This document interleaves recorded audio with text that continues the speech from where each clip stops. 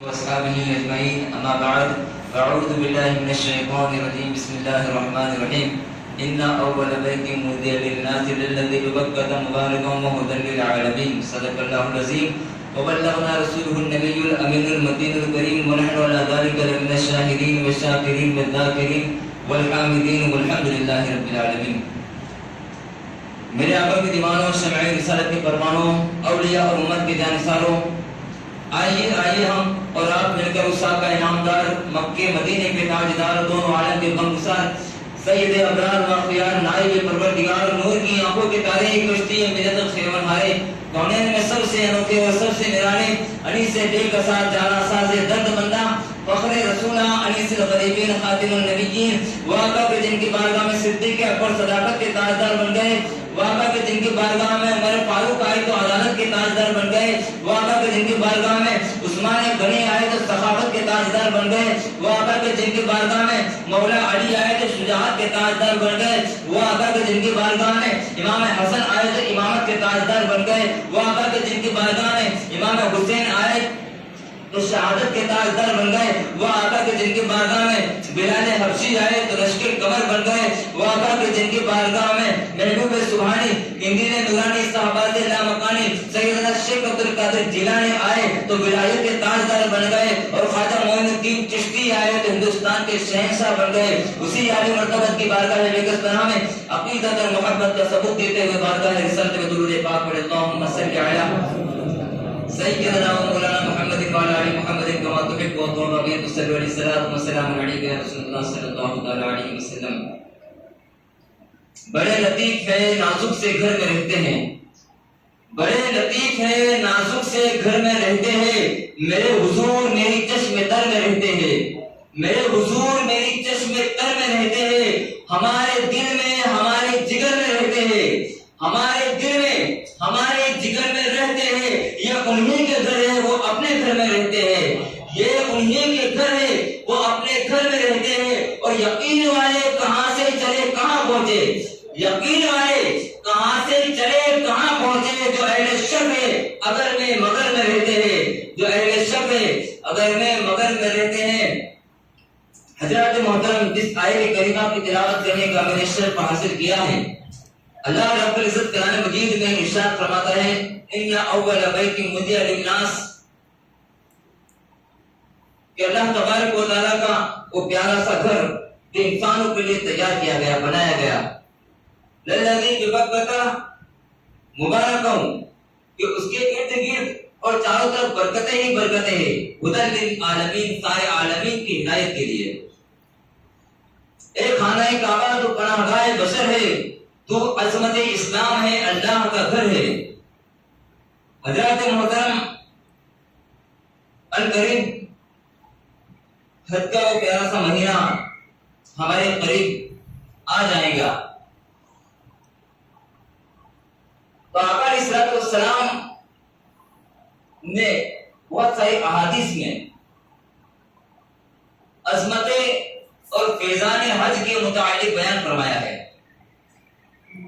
اور یہ فیضان حج بیان کرنا یہ دو طریقوں سے ہوتا ہے کہ انسان کو حج کی رغبت ہوگی کہ وہ حج کے لیے جائے، اور دوسرا یہ کہ جو جانے کا ارادہ رکھتے ہیں اور جو جا کر آ گئے ہیں انہیں فخر محسوس ہوگا کہ ہم نے اللہ کا پیارا گھر، اللہ کے پیارے رسول کے گھر کی زیارت ہم نے کر لی ہے. حضرات محترم، تو حج بیت اللہ اس صاحب استطاعت کے اوپر، جو صاحب نصاب ہے، جو حج کی استطاعت رکھتے ہیں، ان کے لیے ان کے اوپر حج کرنا یہ فرض ہے.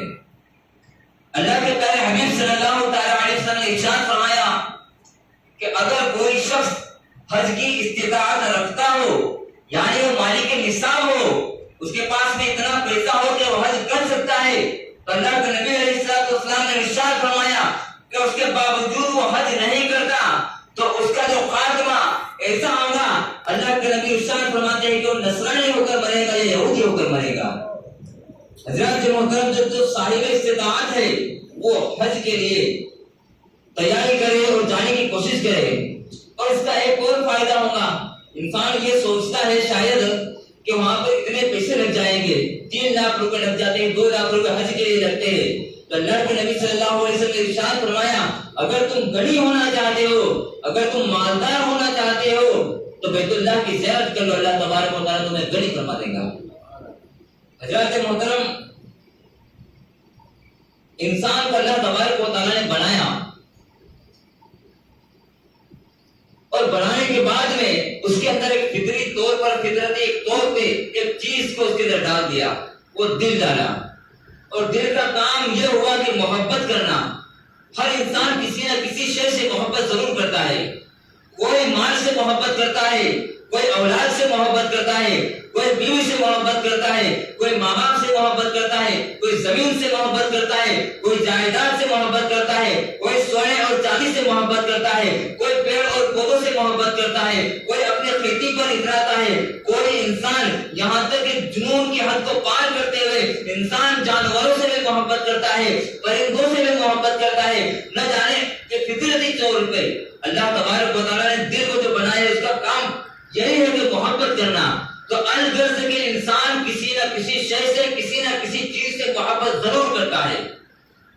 اور یہ محبت ہی تو ہے کہ اللہ کے پیارے حبیب صلی اللہ تعالی علیہ وسلم کی محبت کی خاطر اللہ تبارک و تعالیٰ نے یہ زمین کو پیدا فرمایا.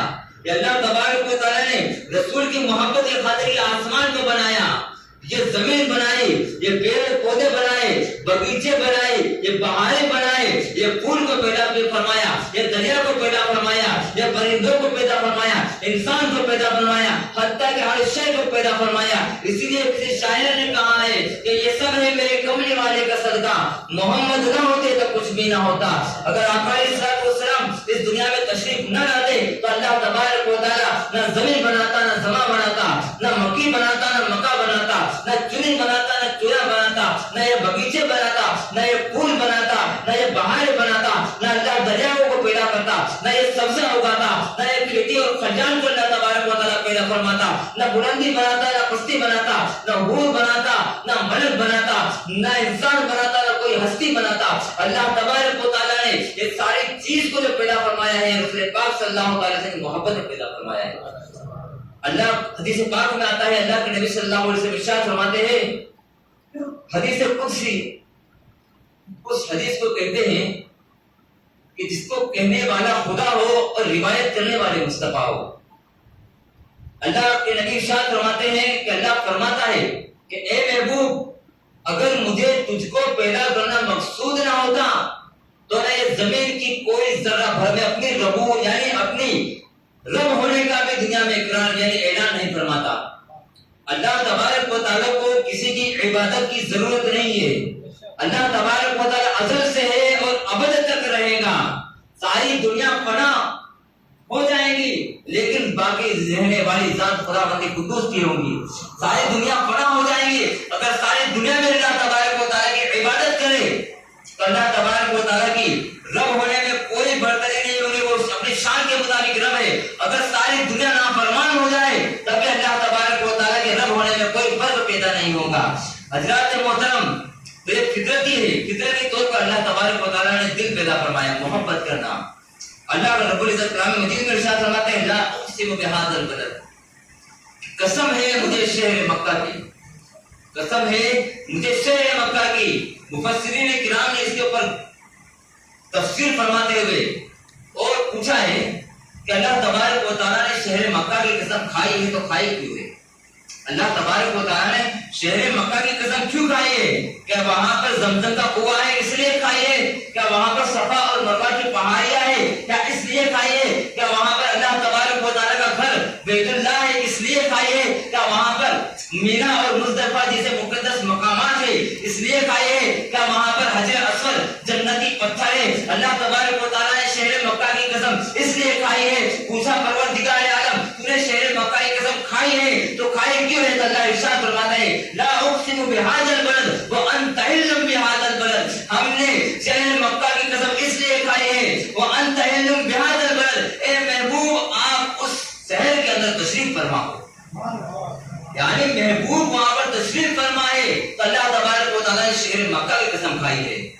حضرات محترم، شہر مکہ وہ شہر مکہ ہے جہاں پر اللہ کے پیارے حبیب صلی اللہ تعالی علیہ وسلم نے اپنی 53 سالہ زندگی کو اس شہر مکہ کی گلیوں میں گزارا ہے۔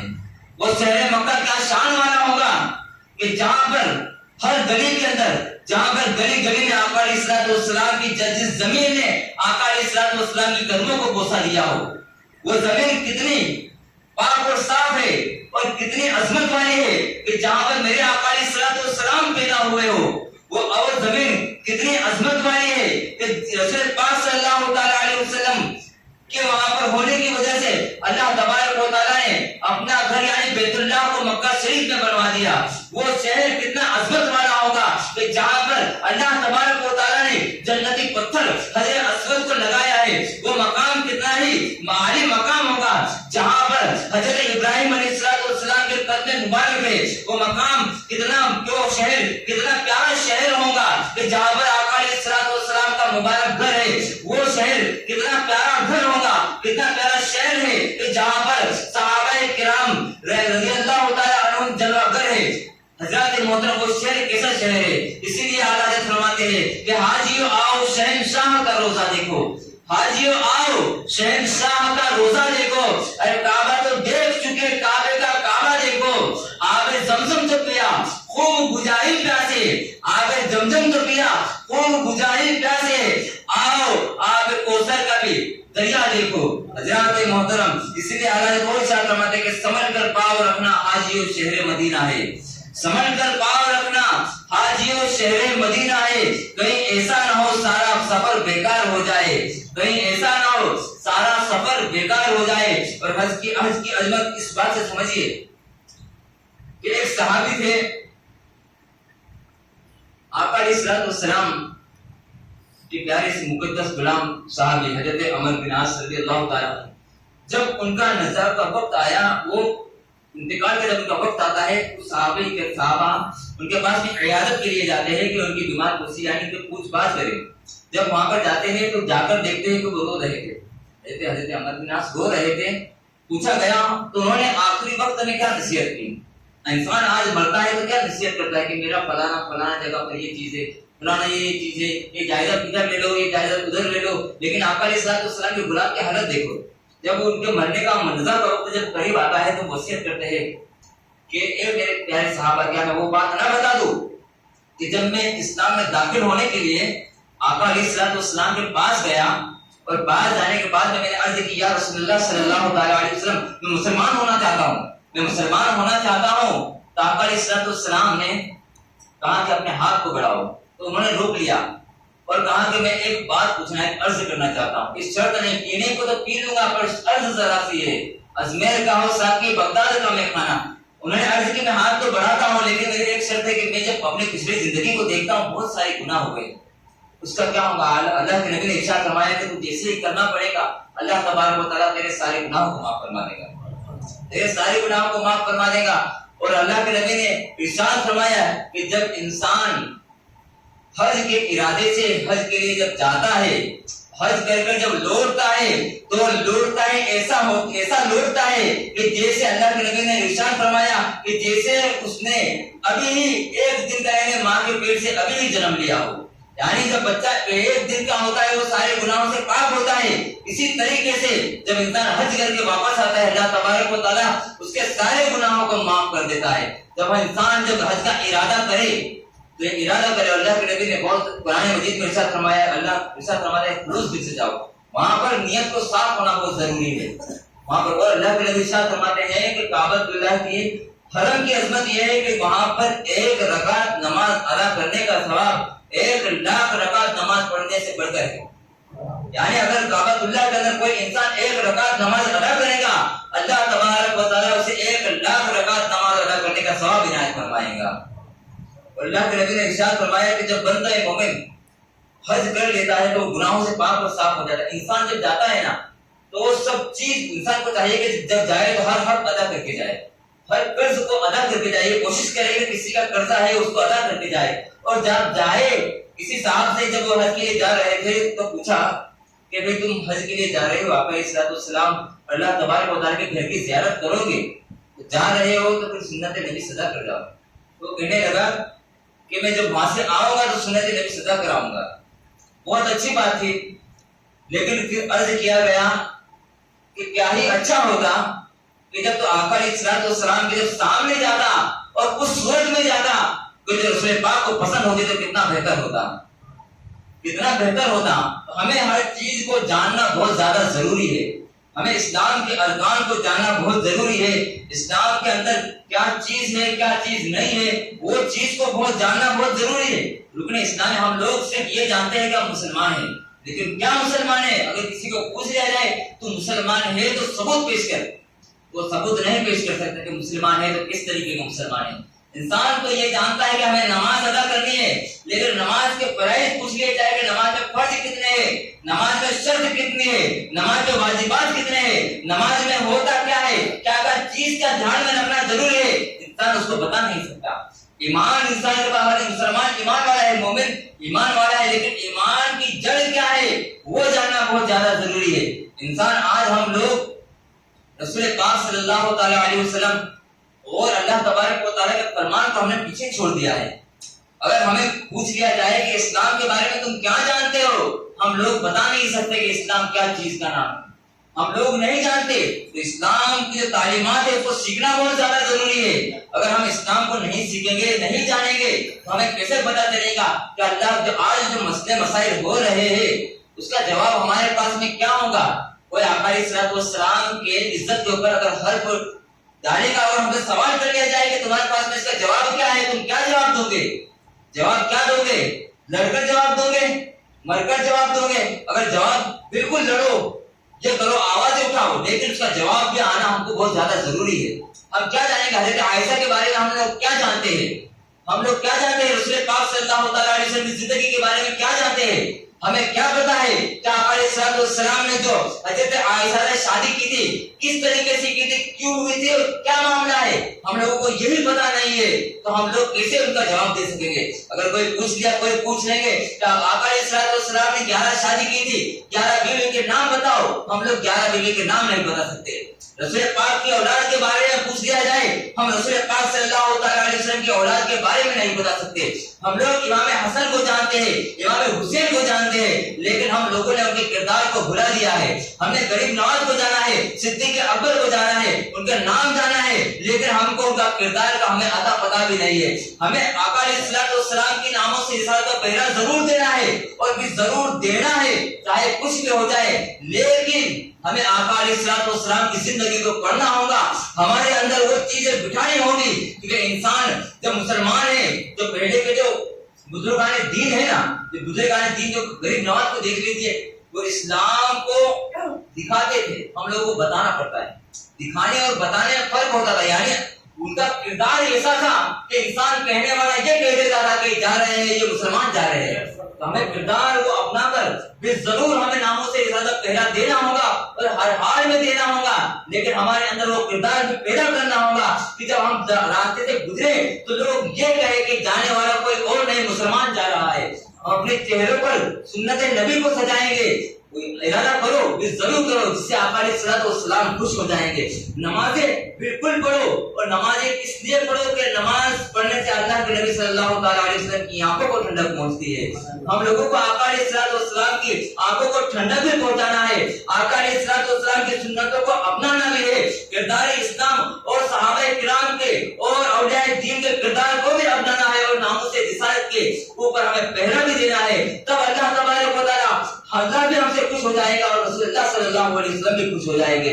تو ہمیں وہ کردار پیدا کرنا ہوگا اور ناموں سے رسالت پر ہمیشہ ہمیں پہرا دینا ہوگا. تو اللہ کی بارگاہ میں دعا ہے کہ اللہ تبارک و تعالی ہم سب کو ایسا مسلمان بنائے کہ ہم جب راستے سے گزرے تو لوگ یہ کہے کہ جانے والا کوئی اور نہیں مسلمان جا رہا ہے. تو اللہ تبارک و تعالی اور اللہ کے رسول ہم سے راضی ہو جائیں گے. تو اللہ کی بارگاہ میں دعا ہے کہ اللہ تبارک و تعالی اس جمعہ کی برکت سے ہمیں حج بیت اللہ نصیب عطا فرمائے، ہمیں آقا علیہ الصلوۃ والسلام کی روزے کی زیارت نصیب عطا فرمائے. اور اللہ تبارک جہاں کہیں بھی مسلمان پریشان حال ہے اللہ تبارک و تعالی تمام لوگوں کی پریشانی کو دور عطا فرما، اور جو دین کے دشمن ہے جو دین کے غدار ہے اللہ تبارک و تعالی ان کو نصب و نابود عطا فرما دے. اور منائے کائنات جو بھی آقا علیہ الصلوۃ والسلام پر بکواس کر رہے ہیں اللہ تبارک و تعالی انہیں اپنے عذاب میں گرفتار عطا فرما دے. اللہ تبارک و تعالی کی بارگاہ میں دعا ہے کہ اللہ تبارک و تعالی تعالیٰ ہمیں سچا اور پکا ہمارے دل کے اندر آقا علیہ الصلوۃ والسلام کی محبت پیدا عطا فرما دے۔ اللہ تبارک و تعالیٰ ہم کو حج بیت اللہ نصیب عطا فرما، رسول پاک صلی اللہ تعالیٰ علیہ وسلم کی روزی کی زیارت نصیب عطا فرما دے۔ اللہ تبارک و تعالیٰ مولا کائنات میرے کہنے میں اور آپ کے سننے میں اگر کسی قسم کی لجز اور خطا ہو گئی مولا تو اپنے فضل و کرم سے معاف عطا فرما۔ وما علینا الا البلاغ۔ السلام علیکم ورحمۃ اللہ وبرکاتہ۔